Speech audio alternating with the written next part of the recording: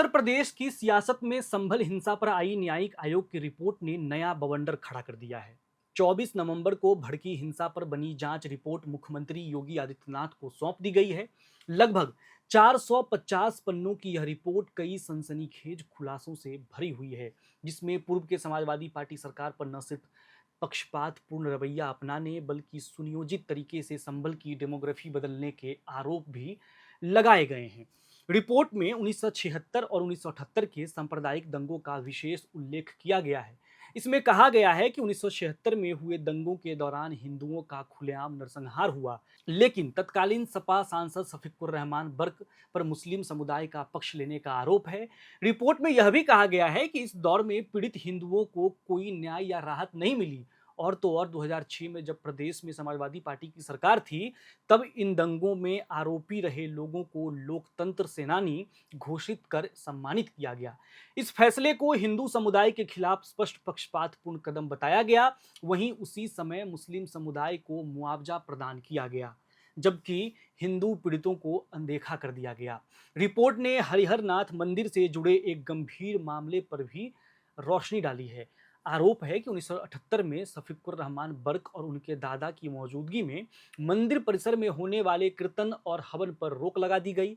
इसके बाद उसी स्थान पर मुस्लिम समुदाय के लिए वजू स्थल बना दिया गया। आयोग ने इसे संभल की डेमोग्राफी बदलने की रणनीति का हिस्सा करार दिया है। आजादी के समय जहां संभल नगर पालिका क्षेत्र में हिंदुओं की आबादी करीब 45% थी, वहीं अब यह घटकर 15 से 20% के बीच रह गई है।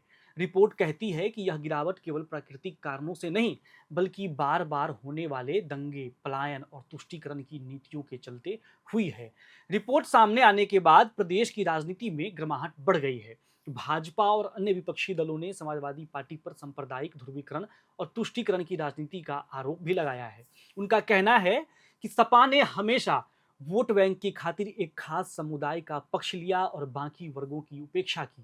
वहीं समाजवादी पार्टी ने इन आरोपों को पूरी तरह से खारिज कर दिया है। सपा प्रवक्ता ने कहा, यह रिपोर्ट तथ्यों को तोड़ मरोड़ कर पेश करती है। दरअसल सत्ता में बैठी भाजपा समाज में तनाव पैदा करने के लिए इस रिपोर्ट का इस्तेमाल कर रही है। यह पूरी तरह से सियासी साजिश है। आपको बता दें कि जांच आयोग की रिपोर्ट ने कई पुराने जख्मों को ताजा कर दिया है। इसमें न केवल संभल की डेमोग्राफी बदलाव की ओर इशारा किया गया है, बल्कि यह भी दिखाया गया है कि किस तरह सांप्रदायिक दंगों में एक पक्ष को संरक्षण और दूसरे पक्ष को उपेक्षा झेलनी पड़ी। अब देखना होगा कि योगी सरकार इस रिपोर्ट पर आगे क्या कदम उठाती है और क्या इस पर कोई कानूनी कार्रवाई होती है या यह महज एक राजनीतिक हथियार बनकर रह जाती है। आपको बता दें कि पिछले साल नवंबर के महीने में संभल में हिंसा हुई थी, जिसके बाद संभल विवादों में रहा, सुर्खियों में रहा, कई न्यूज हेडलाइंस का हिस्सा भी बना।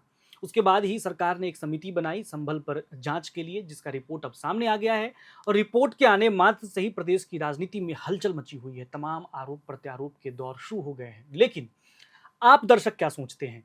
क्या ये रिपोर्ट वाकई तोड़ मरोड़ कर पेश किया गया है या फिर वाकई में इसने कई इतिहास में जो भी घटनाएं हुई उसका खुलासा कर रहा है?